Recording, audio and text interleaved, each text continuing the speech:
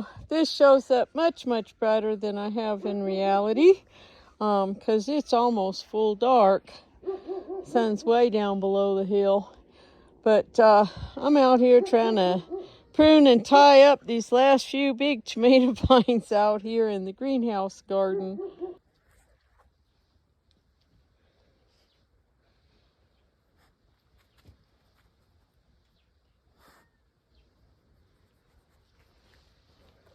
What are you growling at?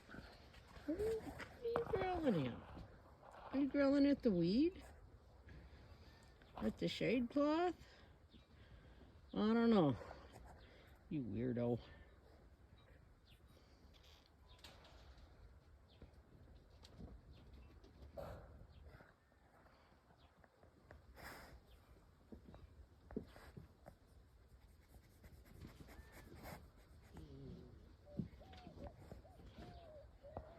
So I'm up here where I've had cabbages and broccoli and things.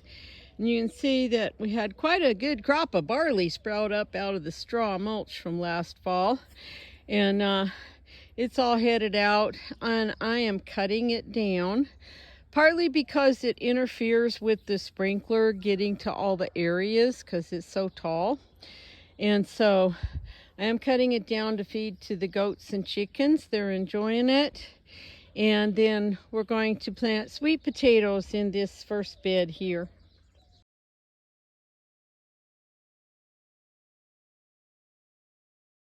Got some little green tomatoes already. Those are on the early girls. Some more on an early girl there. Let's see, I saw some more. Let's see, I think these are the early treat. And I'm pretty sure I saw one or two on a Brandywine back there someplace. Gonna be a jungle.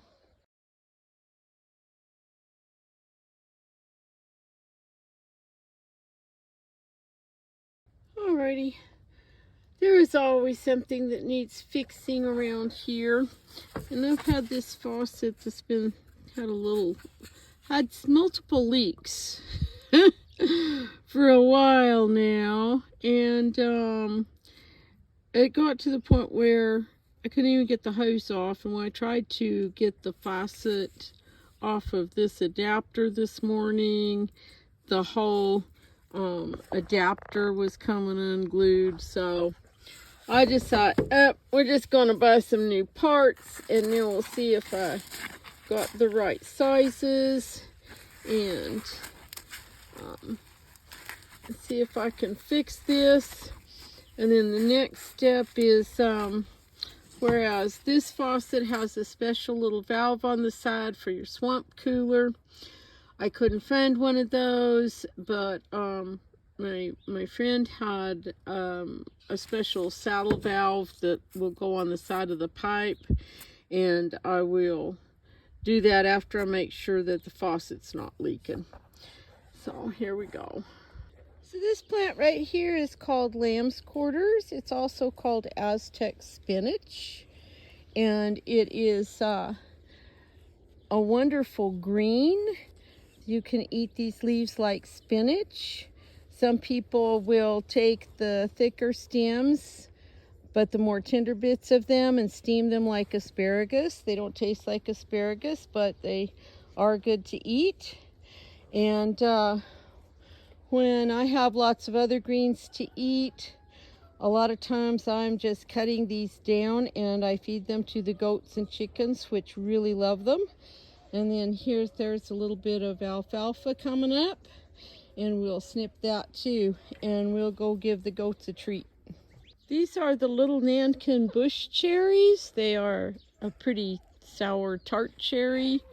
They're not very meaty. They just have a big seed in the middle and a good amount of juice. They're not quite ripe, but we're getting really close. Probably next week will be ripe.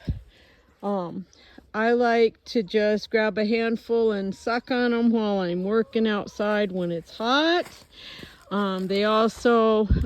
I will smash them up and make some kind of like lemonade. And that's really nice on a hot day. So coming up, I think that this sort of damage is probably from a rabbit or maybe a squirrel. So that just ruined my head for sale. I will take it in the kitchen, and I need to try and make some sauerkraut this week, so that's where that one will go.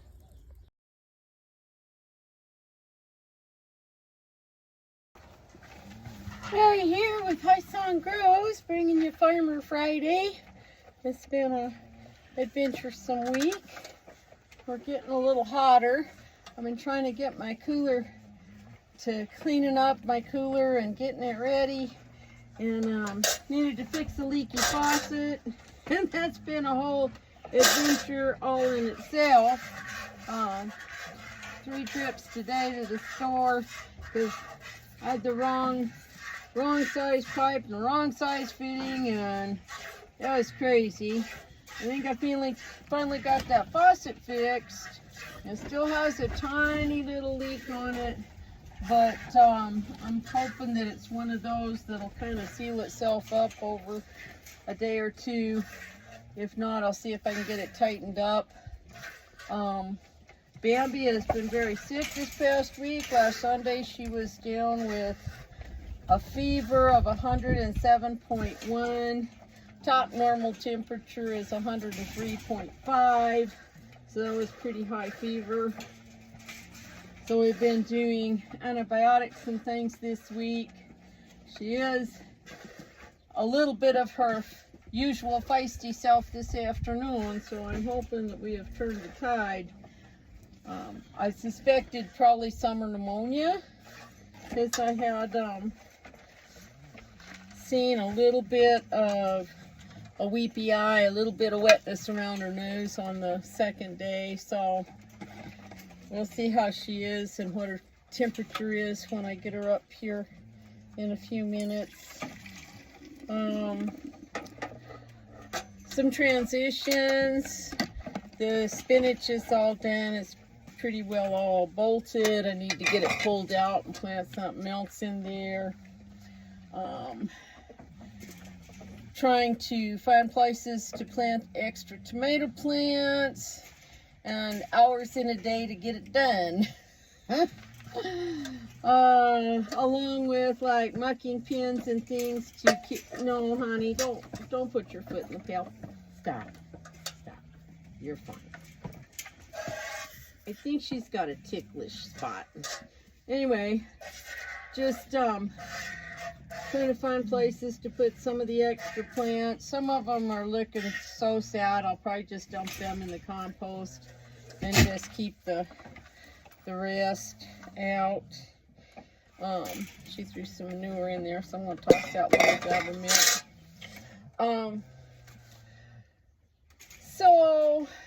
And then everybody's been going through minerals like crazy.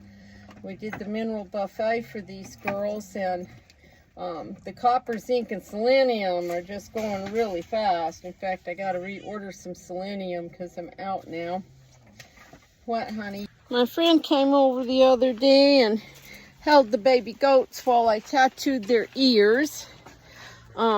Now that I have a nice tattoo set, next year I can probably just put them in my little kid box to hold them, and I can probably do it by myself. It was just that they're getting too big for the kid box, and it's been about 40 years since I tattooed anybody, so I wanted company while I was doing it. But we got it done. We were a little messy, and one girl's still got some green ink on her face, but I think that they all looked good when I punched them, so I think they probably took well. I need to look at them and be sure.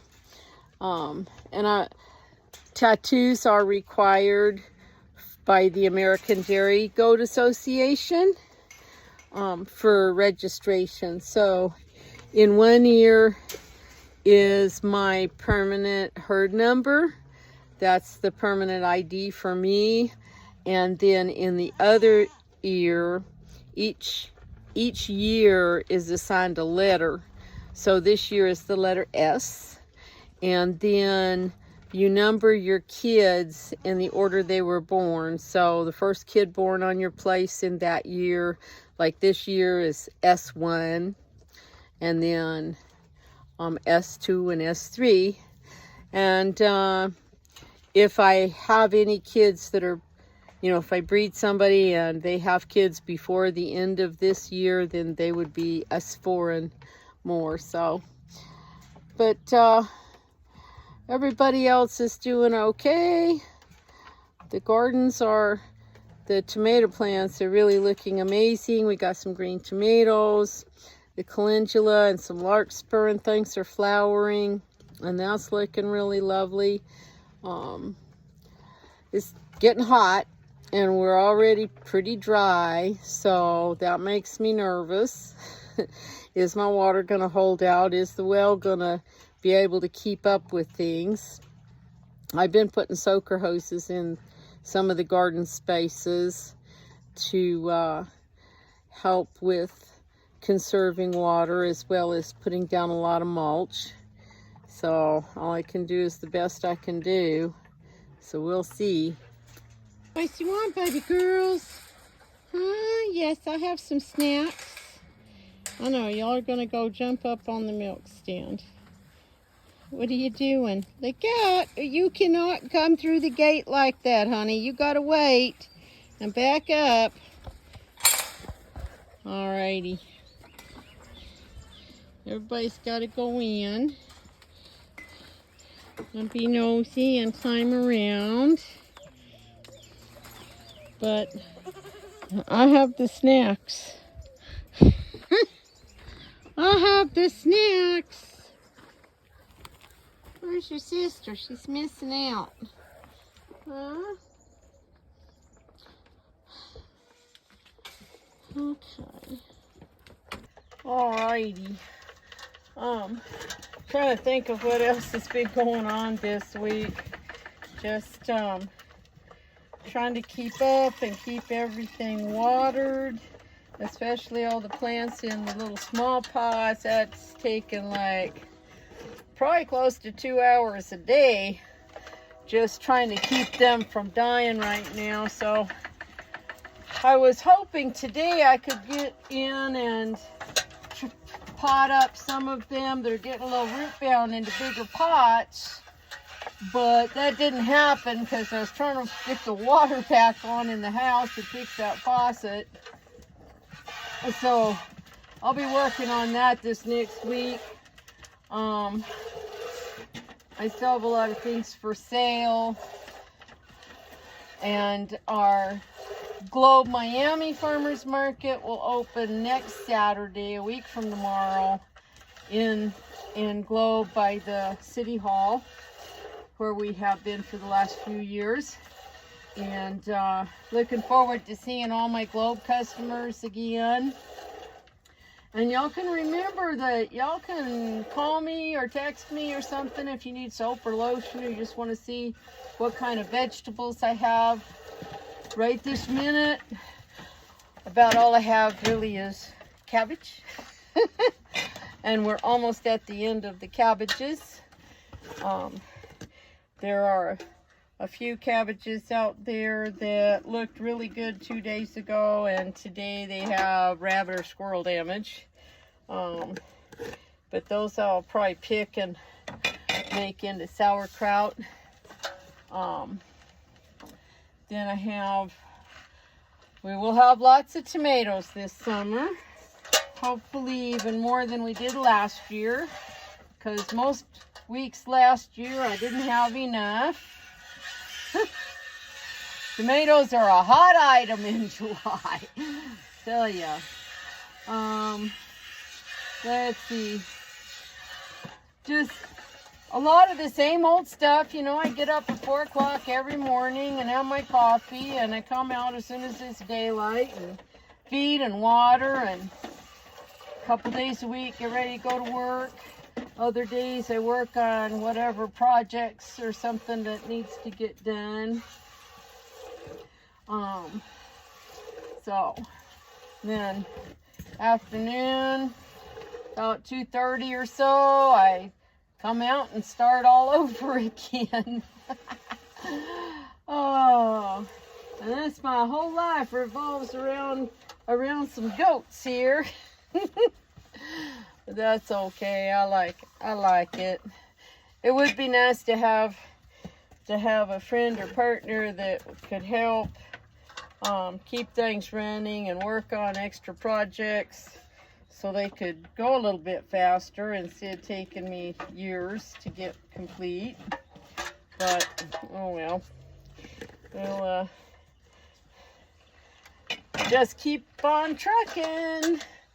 Anyway, I'll put some pictures before and after these and show you some of what's been going on around here this week.